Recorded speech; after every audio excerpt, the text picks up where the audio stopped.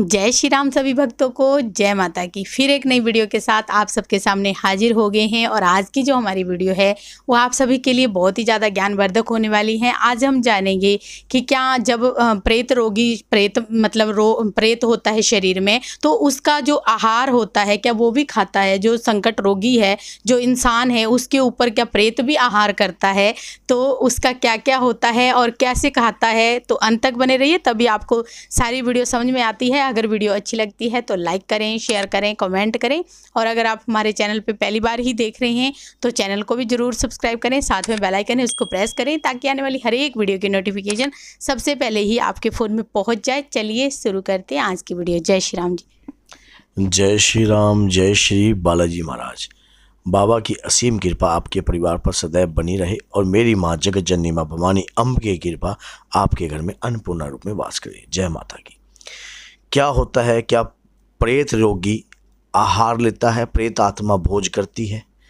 अगर करती है तो क्या उसके शरीर के अंदर वो भोज कहाँ जाता है, क्या है, और उससे व्यक्ति के शरीर पर क्या प्रभाव पड़ता है? सबसे पहली बात तो गीता में भगवान श्री कृष्ण ने स्वयं कहा है कि हे पार्थ, आत्मा ना मरती है, ना जलती है, ना गलती है।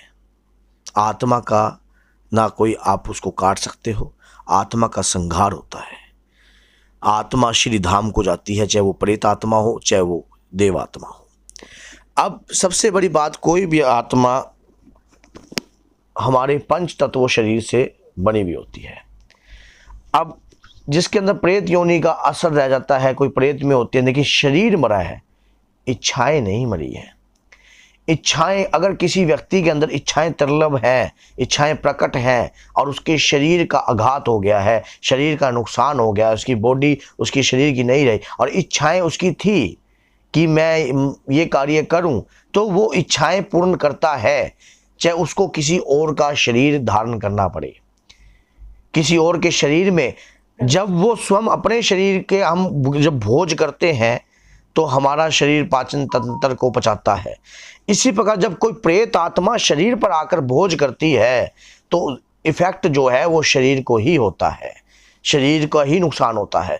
कई बार हमारे साथ ऐसा होता है, आप स्वयं देखना, जिसके शरीर के ऊपर इस प्रकार का रोग होता है, भूख बहुत व्याकुल लगती है और ये कोई एक बार की भूख नहीं, कंटिन्यू इस प्रकार की भूख जो है लग रही है, कंटिन्यू, और ऐसा भोज कर रही है कि मानो शरीर को पता ही नहीं लग रहा कि साथ में कोई और चीज भी उस भोज को प्राप्त कर रही है।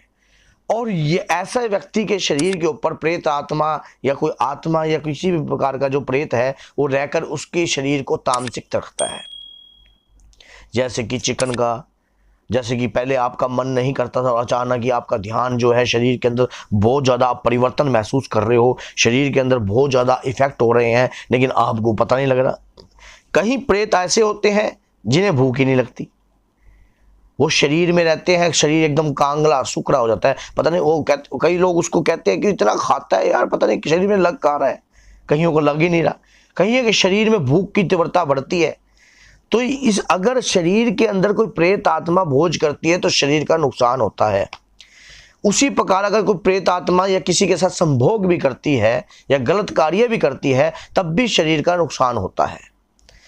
शरीर के ऊपर जो आपके शरीर पे जिसका अधिकार है, आपकी स्वयं की आत्मा का, अगर उसके ऊपर कोई और आकर कंट्रोल करने लग जाए तो आप सोचो कि आपके शरीर में इफेक्ट कितने हो जाएंगे। मान लो आपको पता है कि दारू पीने से आपका लीवर खराब होएगा, ये आपकी आत्मा बोल रही है।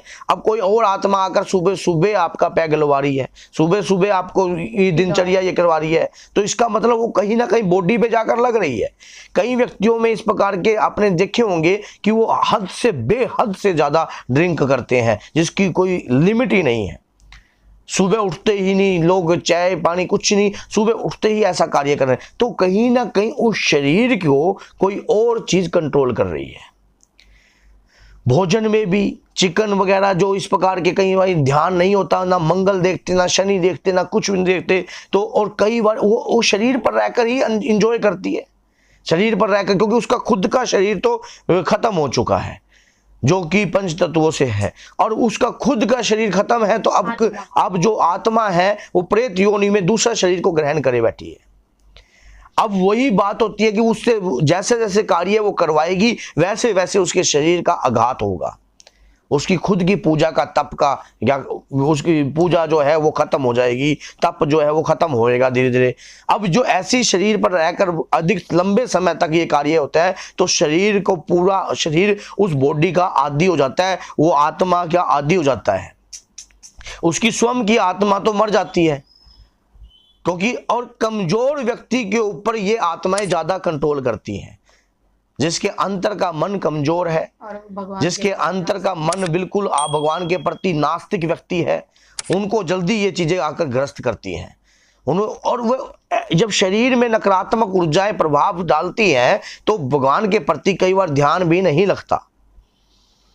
अगर ऐसा भी होता है कि कई बार प्रेत, हमने इस पर भी एक वीडियो बनाई है कि अगर प्रेत योगी पूजा करता है तो उसके घर का प्रेत क्या करता है, आप उस वीडियो को भी देख लेना हमारे चैनल के लोगों पर जाकर।